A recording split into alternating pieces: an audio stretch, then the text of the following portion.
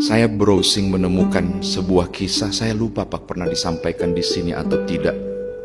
Di daerah India konon katanya, suku Garo di Assam, bagian India katanya ini, tentang bagaimana kemudian satu kampung akhirnya menerima Kristus ketika sebelumnya mereka melakukan penyembahan kepada dewa-dewi yang mereka sembah. Penginjilan dilakukan oleh para misionaris, walaupun dilarang, tapi melakukan penginjilan dan masuk di suku Garo di Assam waktu itu, dan berjumpa dengan seorang kepala keluarga namanya Nokseng, namanya di sini Nokseng. Meskipun dilarang, Injil tetap diberitakan dan Nokseng bersama keluarga menerima Tuhan Yesus. Satu-satunya keluarga di kampung itu yang menerima Tuhan Yesus sebagai Tuhan dan Juru Selamat. Dan biasa Bapak Ibu, hal-hal yang baru itu, yang beda itu menampilkan ketidaknyamanan. Hingga kemudian kepala kampung mengumpulkan orang dan menyerbu rumah itu, memanggil keluarga itu dan memerintah mereka untuk kemudian meninggalkan Tuhan dan menyangkali iman mereka yang baru. Saya baca di sini mereka akan dihukum mati, lalu diminta menanggalkan iman. Nokseng kemudian mengucapkan kalimat yang menarik. Saya telah memutuskan untuk mengikut Yesus. Saya tidak mungkin ingkar.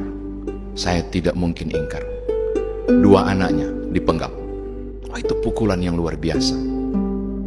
Sangat terisak, sangat pilu. Istrinya menjerit.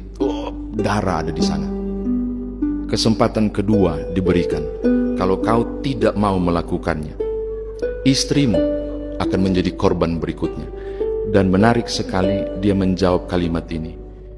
Salib di depan, dunia di belakang. Tidak akan ingkar, aku takkan ingkar.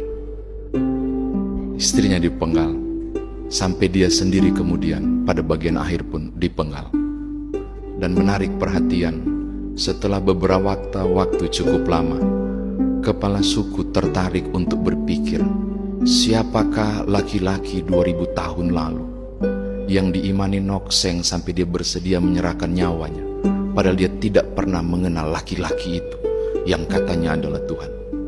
Dalam penelusuran tentang kebenaran, Roh Kudus menuntun kepala suku itu, dan pada saat yang ditentukan dia mengambil keputusan juga untuk menerima Kristus, mengumpulkan semua umat warganya di tempat Nokseng sekeluarga dipenggal, dan sepakat kemudian membuat deklarasi seisi kampung menerima Tuhan Yesus.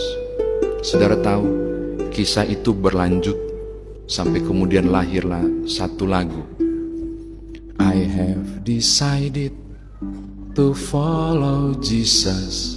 I have decided to follow Jesus. I have decided to follow Jesus. No turning back, no turning back. Nokseng menginspirasi banyak orang hingga percaya kalau menjadi seorang Kristen mungkin ketidakadilan akan dapat. Menjadi seorang percaya mungkin fitnah akan diperoleh. Menjadi orang yang kenal Kristus mungkin beban dan persoalan akan ditemui. Tapi apapun yang terjadi, salib di depan, dunia di belakang. Ku tak ingkar, ku tak ingkar. Saya mau katakan yang pertama kepada Bapak Ibu Saudara. Iman saudara diuji bukan pada kenyamananmu sebagai seorang Kristen. Justru kekristenan disebut Kristen karena salib. Dan salib bukan simbol kemenangan. Salib adalah simbol penderitaan.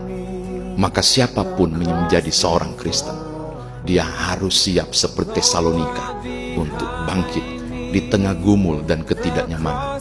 Karena saudara dan saya tahu, sekali Yesus takkan kuingkar.